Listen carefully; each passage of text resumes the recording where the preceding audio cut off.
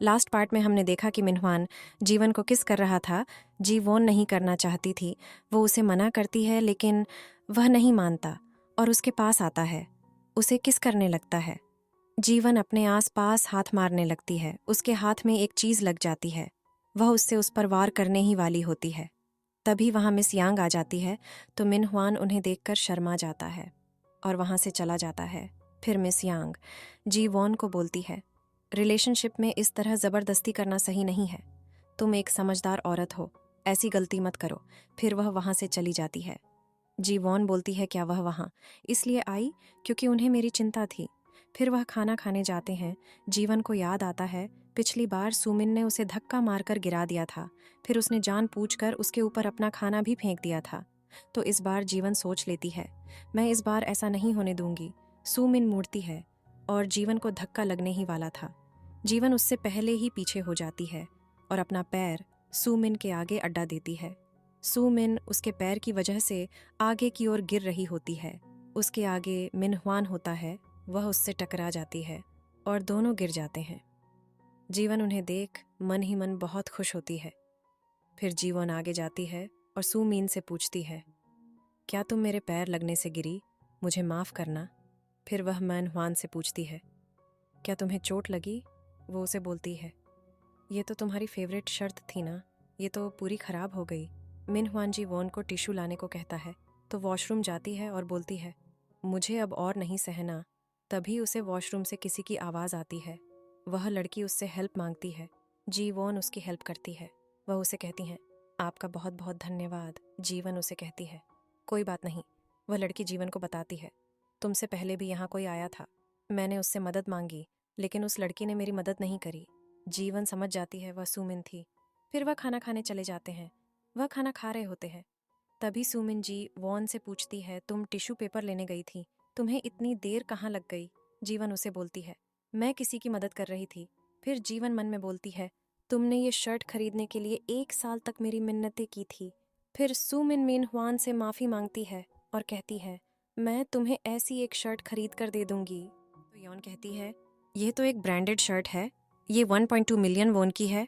ये सुनकर सुमिन कहती है, मैं तो एक छोटी सी कर्मचारी हूँ, मैं इतने पैसे नहीं कमाती हूँ। तुम्हें मिनहवान बोलता है, तुम्हें शर्ट खरीदने की कोई ज़रूरत नहीं है, मेरे घर पर ऐसी बहुत सारी शर्ट्स है। उसके बाद हमें जी ह्युक को दिखाया जाता है। वह एक रेस्टोरेंट में जाता है। वहाँ वह एक शेफ़ से मिलता है जिसका नाम बाक यून हो होता है। वो उससे पूछता है, क्या तुमने तयहा हाई स्कूल से पढ़ाई की है। वह बोलता है, हाँ। उसके बाद सू मिन यॉन को खाना खाते हुए देखती है। वो जल्दी जल्दी ज़्यादा खाना खा रही थी। तो सू मिन बोलती है, एक औरत इतना खाना कैसे खा सकती है। तो यॉन कहती है, सबको ज़्यादा खाना ही खाना चाहिए ताकि वह ज़्यादा काम कर सके। फिर सुमिन कहती है, जीवोन तो अच्छी है, वो बहुत आसानी से किसी भी खाने को पचा सकती है। तभी जीवोन के गले में खाना अटक जाता है, वह खांसने लगती है।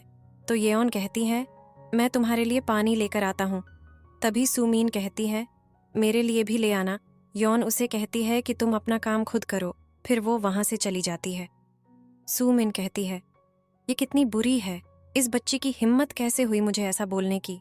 तभी जी वॉन उसे बोलती है, वो तुम्हारे साथ की है, तुम्हें उसके बारे में ऐसा नहीं कहना चाहिए। फिर जी वॉन उसे बोलती है, मैं उससे बात करूंगी।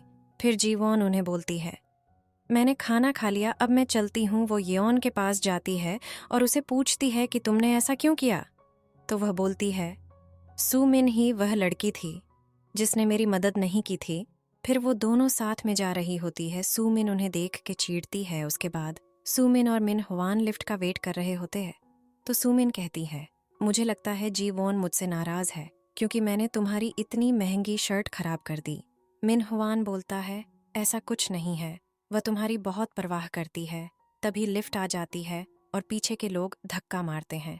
धक्का लगने के कारण वो दोनों लिफ्ट में एक दूसरे के काफी करीब आ जाते हैं अगले फ्लोर पर, और लोग चढ़ते हैं तो वो और करीब आ जाते हैं। सुमिन उससे पूछती है, तुम कौन सा परफ्यूम लगाते हो, तुम में से काफी अच्छी खुशबू आ रही है। उसके बाद वो सब मीटिंग के लिए जाते हैं। वहाँ किम यॉन पर चिल्लाता है। फिर सुमिन उसे बोलती है, मुझे आपसे परमानेंट एम्प्लॉई बनने के बारे में बात करनी है, क्या हम इसके बारे में बात करने के लिए बाहर चले। फिर वो दोनों बाहर चले जाते हैं। फिर जीवन अपना प्रपोजल मिस यांग को देती है। वह उन्हें कहती है, एक बार आप इसे पढ़ना। सू मिन उन्हें देख लेती है। जीवॉन मिस यांग को अपना प्रपोजल पकड़ाकर भागकर जा रही होती है। तभी सू मिन उसके सामने आ जाती है और उससे पूछती है, तुम कहाँ जा रही हो?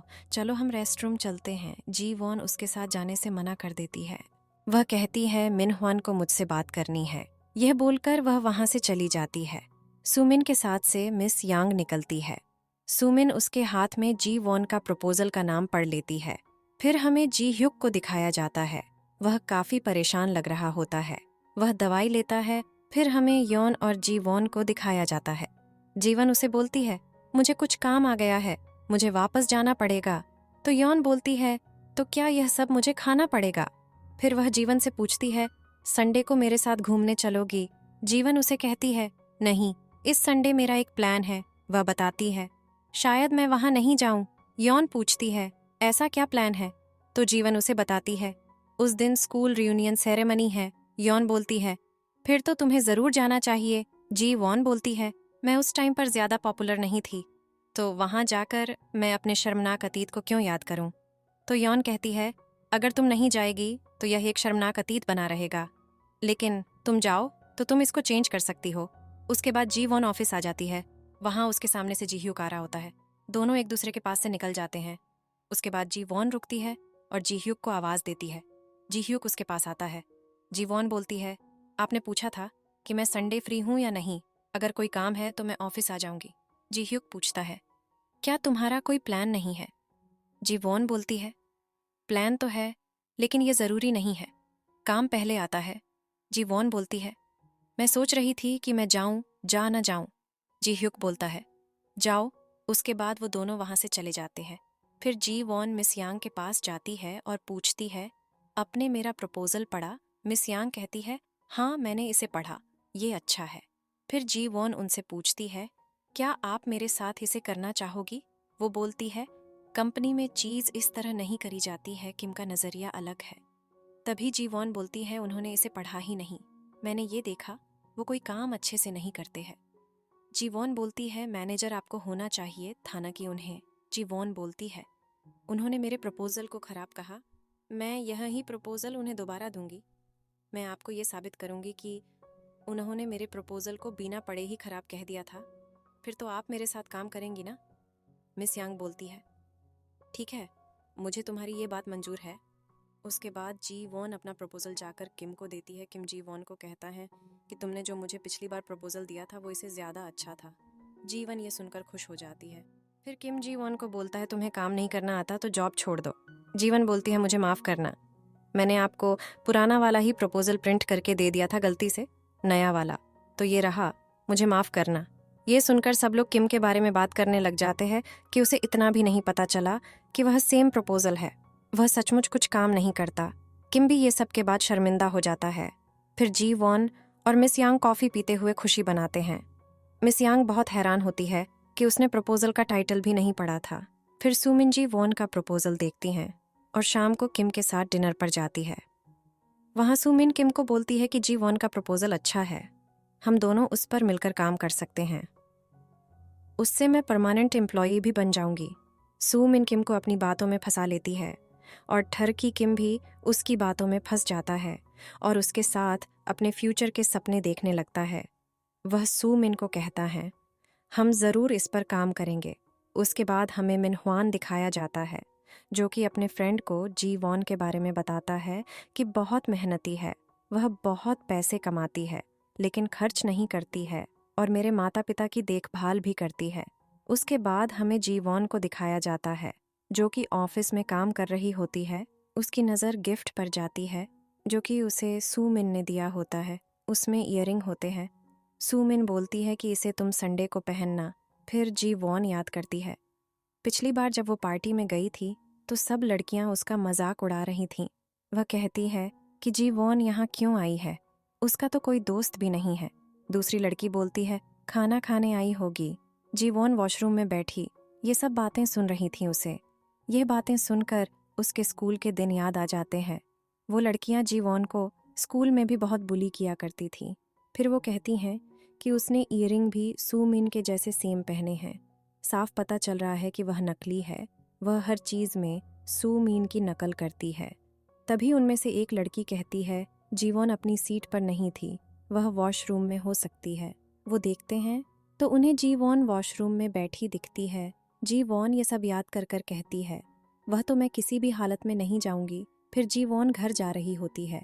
तभी उसे सुमीन का मैसेज आता है, मैं तुमसे मिलने आ रही हूँ और मैं पहुँचने वाली हूँ। तभी उसे मिनह्वान का भी मैसेज आता है। वह बोलता है मुझे तुम्हारी याद आ रही है, मैं तुम्हारे पास आ रहा हूँ। तभी जीवोन का दिमाग काम करता है। वो कहती है कि मैं इन दोनों को अकेले अपने घर पर छोड़ देती हूँ, वो दोनों एक दूसरे के करीब आ जाएंगे। वह आगे जाती है तो उसे जी ह्यूक मिलता है। जी ह्यूक जी वॉन के हाथ में बैग देखता है और बोलता है ये एक रेप्लिका ब्रांड है, इसे मत पहनना। जीवन को याद आता है पिछली बार भी जी ह्यूक ने उसे ये पहनने को मना किया था। जीवन बोलती है उसने मेरे भले के लिए मुझे मना किया था और मैंने उसे रूड समझ लिया था क्योंकि मुझे नहीं पता था ये पहनने के बाद मेरे साथ क्या होगा। फिर जी ह्यूक उसे बोलता है बहुत रात हो गई है क्या, मैं तुम्हें घर छोड़ दूं। वह उसे मना करती है और बोलती है मेरे बॉयफ्रेंड के साथ कुछ प्लान है। फिर वह वहां से चली जाती है। सुमिन मैसेज करती है आई लव यू, मेरे साथ अच्छा व्यवहार करो क्योंकि मैं तुम्हें बहुत प्यार करती हूँ। जीवोन उसे मैसेज करती है जल्दी करो, वो कोई इमोजी नहीं भेजती तो सुमिन नाराज हो जाती है और बोलती है मैं नहीं जा रही। जीवोन अपने घर आती है और देखती हैं कि मिनह्वान यहाँ पर पहुंच चुका है। फिर वो सुमिन का मैसेज देखती हैं जिसमें वह कहती है मैं नहीं आ रही, मैं तुमसे गुस्सा हूँ। तभी वहाँ मिनह्वान आ जाता है। वो जी वॉन के पास आता है। जी वॉन उसे पास आता देखकर अनकंफर्टेबल होने लगती है। वो बोलती है चलो हम बात करते हैं। मिनह्वान बोलता चलो बात करते हैं हमारे शरीर के साथ। जीवोन बोलती है अपने कपड़े पहन लो। वो बोलता है हमें कपड़ों की ज़रूरत नहीं और वो अपना टावर भी उड़ा फेंकता है। जीवन उसे देखकर चिल्लाती है। इसी के साथ एपिसोड खत्म हो जाता है। नेक्स्ट एपिसोड के लिए कमेंट करो और अपनी दूसरी कहानी को चुनो।